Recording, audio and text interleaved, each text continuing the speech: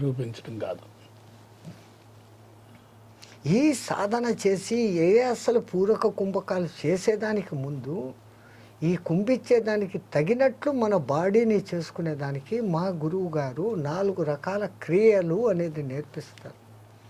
వేగిని, bhastrika, శీతలి, alternative ప్రాణాయామం.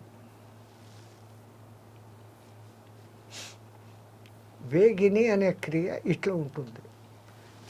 ముందు లోపల గాలినంతా వదిలేసి ఒక స్టీమ్ ఇంజన్ చాలు అయి స్పీడ్గా పోయి మళ్ళీ స్లోగా ఎలాగ అవుతుందో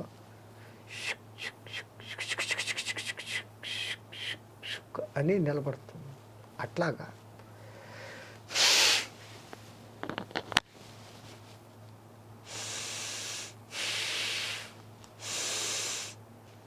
మాకు మా గురువు నేర్పించిన ఈ భస్త్రిక అనేది ముక్కులను మూసేసి ఈ దంతోష్ట్రాల నుంచి గాలిని పీల్చటం. ఆ పీలుస్తున్నప్పుడు ఈ మెడమ దగ్గర ఉన్న నరాలు అన్నిటినీ బిగదీయడం.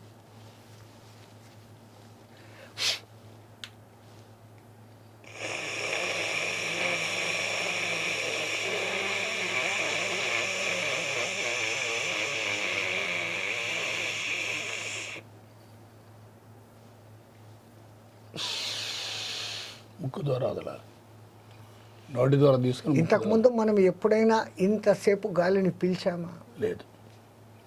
ఇప్పుడు ఊపిరితిత్తులను ఫుల్ బెలూన్ ఎంత మ్యాక్సిమం నింపగలిగినదో అంత నింపేటట్టు సాధన చేస్తున్నాం.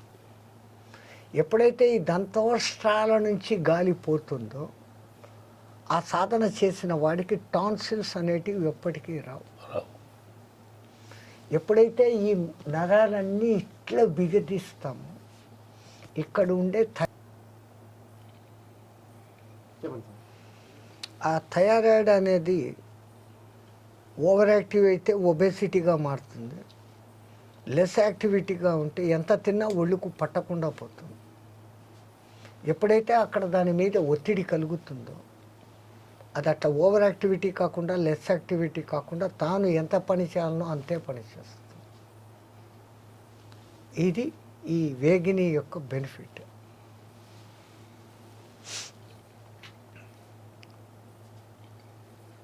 మూడవది శీతలి అంట. ముక్కులు మూసేసి నాలుకను చిలక ముక్కులాగా బయటికి ఎత్తేసి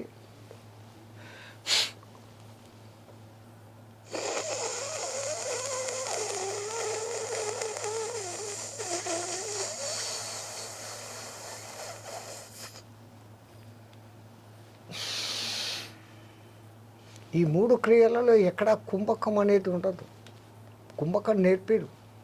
కుంభకానికి ఈ లంగ్స్ను రెడీ చేస్తున్నారు. ఇప్పుడు దీంట్లో కూడా నేను ఇంత మ్యాక్సిమం గాలిని పీల్చాను.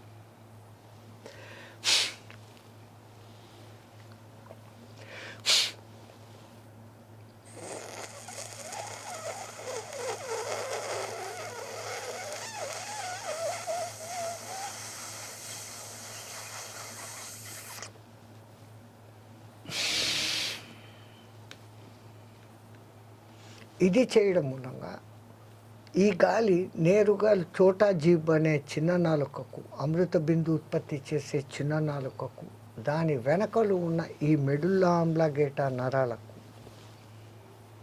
దాన్ని మొత్తాన్ని శీతలీకరణ చేస్తుంది.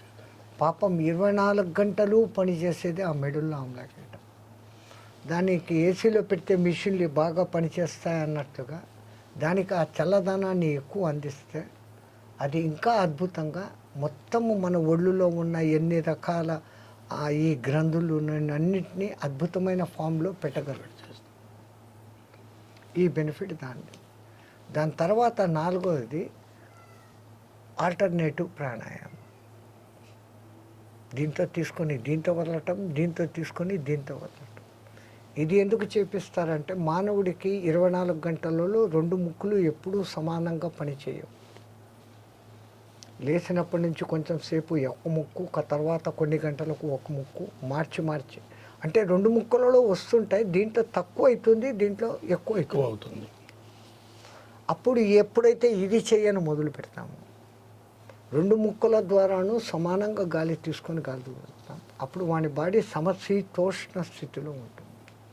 ఎక్కువ శీతలమైన జబ్బులు, ఎక్కువ ఉష్ణమైన జబ్బులు. సమశీతోష్ణ స్థితిలో ఉన్నప్పుడు వానికి జబ్బులు వచ్చే అవకాశాలు 50% తగ్గిపోతాయి. ఇదే ఒక నియమబద్ధమైన సైకిల్ జీవితం. 3:30కి లేచి 6:30 వరకు ఈ కొన్ని ఆసనాలు, ఈ ప్రాణాయామము, గురుమంత్రము. అందుకే సాధకులు ఎప్పుడు ఏకాంతం కోరుకుంటారు. ఇంకా సమాజానికి మనకు తెలిసింది నేర్పించింది నలుగురికి ఉపయోగపడాలనే తపనతో బయటికి వచ్చినప్పుడు కలుస్తాం. ఎంత ఎక్కువ మాట్లాడతామో ఎనర్జీ అంత పోతుంది. ఎంత మౌనంగా అంటామో అప్పుడు మన లోపలికి మనం మాట్లాడుకోగలం. మన లోపలికి మనం మాట్లాడుకోగలం.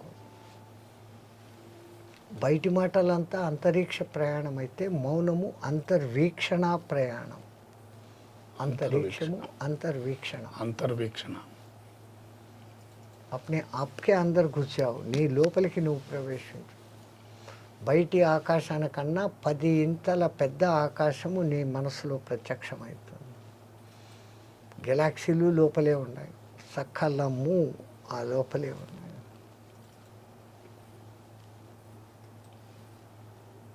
ఈ ఇక మా కుండలిని సాధన. కుండలిని సాధన ఎలా అంటారు? ఇదే విధంగా ఈ ముందు ప్రాణాయామం చేసి ఆ ప్రాణాయామం చేసిన వాయువును కుంభించి ఆ కుంభించిన వాయువును ఇడా పింగళలోకి పోనకుండా సుషుమ్నలోకి ప్రవేశింపచేయటం. ఒక్కసారి ఆ మార్గంలో పోయిందంటే అది షట్చక్రాలను టచ్ చేసుకుంటూ పోతుంది. ఎంత పూర్వీకులు జ్ఞానులు అంటే నువ్వే పరబ్రహ్మ అని అంటున్నారు. అది ఎట్లా అనే ప్రూఫ్ కూడా ఈ మూలాధారానికి స్వాదిష్టానికి పైన బ్రహ్మగ్రంథి అంటారు. అమ్మవారి స్తోత్రంలో బ్రహ్మగంధి విభేదిని, విష్ణుగ్రంథి విభేదిని, రుద్రగంధి విభేదిని అన్న పేర్లు ఆమె సహస్రాల నామాల్లో వస్తాయి. సరిగ్గా మూలాధారము స్వాదిష్టానానికి పైన బ్రహ్మగంధి ఉంది. బ్రహ్మ చేస్తున్న పని ఉత్పత్తి. మానవులైన మనం కూడా అక్కడున్న ఆ జననాంగంతోనే పునర్సృష్టి చేస్తున్నాం. తో మీరు బ్రహ్మలే, స్త్రీలు కానీ పురుషులు కానీ బ్రహ్మలే. ఆ తర్వాత మణిపూరక అనాహతాలకు రెండింటికి పైన విష్ణు గ్రంథి అన్నారు. విష్ణు పోషకుడు, ప్రొటెక్టర్. మన కడుపుకు మనం తింటున్నాం, మన మీద ఆధారపడిన వాళ్లకు అన్నం పెడుతున్నాం. ఆ తిన్నదాన్ని నలుగురికి శక్తిగా పంచుతున్నాం. ఈ క్రియలన్నీ జరుగుతున్నాయి కాబట్టి యు ఆర్ విష్ణు. మీలోనే ఇప్పుడు బ్రహ్మ విష్ణు వచ్చినారు. విశుద్ధి ఆజ్ఞాచక్రాలకు పైన రుద్రగ్రంథి అన్నారు. రుద్రుడు రోధించేవాడు, కోపించేవాడు. మన్యహు, మన్ను సూక్తం అనేదే ఉంది. నమస్తే అస్తు రుద్రమన్యవే బాహుభ్యాము తతే నమః అని నమక చమకాల్లో మొదట్లోనే ఆ మాట. మనిషి కోపావేశాలు, ఈ కోపావేశాల్లో ఉన్నప్పుడు శ్వాసలు పెరిగిపోతాయి. తద్వారా ఆయు ప్రమాణం క్షీణమైపోతుంది. క్షీణింప చేసేవాడు శివుడు, లయకారకుడు.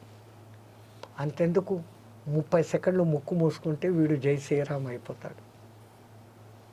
అందుకని దాని పేరు అక్కడ రుద్రగంధి.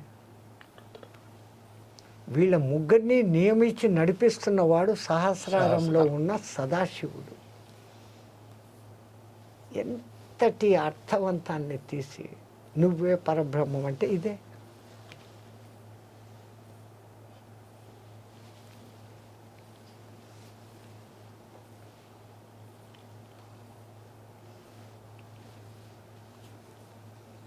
దీనికి ఆహారాన్ని గురించి కొంచెం చెప్తారా? అదేమో అంటారు యుక్తాహార విహారస్య. ఆల్రెడీ చెప్పారు, ఇంతకుముందే చెప్పాను. మనకు ఏది హితకరమో అది హితం. బాగుందని ఇంత కాకుండా ఇంత. హితం ఒక టైం మెయింటెనెన్స్. సరే మీకు టిఫిన్ అలవాటు ఉంది, 8 అంటే 8-10 నిమిషాలు మ్యాక్సిమం ఆ లోపల పూర్తి చేసేయాలి.